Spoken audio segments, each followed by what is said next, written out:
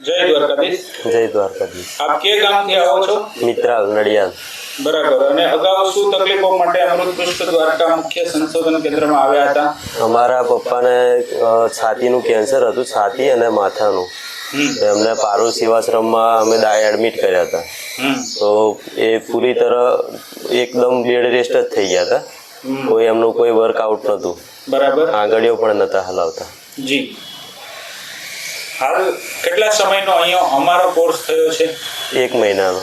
1 મહિના કોર્સમાં પથારીવશ દર્દી હતા. હાલ શું ફેરફારો છે એ કયો? અત્યારે એમની જીવનચર્યાની બધી ક્રિયાઓ એ એમની જાતે કરે છે. નાહવું, ધોવું, ટોયલેટ બાથરૂમ કરવું, જમવું, ખુરશી લઈને બહાર ચોકમાં બેસવા જવું, બધું એમની જાતે જ કરે છે. 1 મહિનાના કોર્સમાં આટલી રાહત છે. બરાબર. કે જે દર્દી પથારીવશ હતા. હા. દર્દીની ઉંમર કેવડી છે ભાઈ? 68 વર્ષ. 68 વર્ષ ઉંમર છે. દર્દીનું આખું નામ જણાવો. રમેશભાઈ રામાભાઈ પટેલ. બરાબર. અને તમારો મોબાઈલ નંબર જણાવો. 97 143 00 262.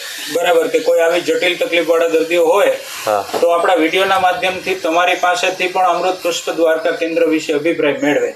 હા. બરાબર. તો લોકોને એક સાચી દિશા મળે. આવી જટિલ તકલીફોમાં મોટી ઉંમરે આવા રિઝલ્ટો મળે છે, લોકોને ખ્યાલ આવે. બરાબર છે. જય દ્વારકાધીશ. જય દ્વારકાધીશ.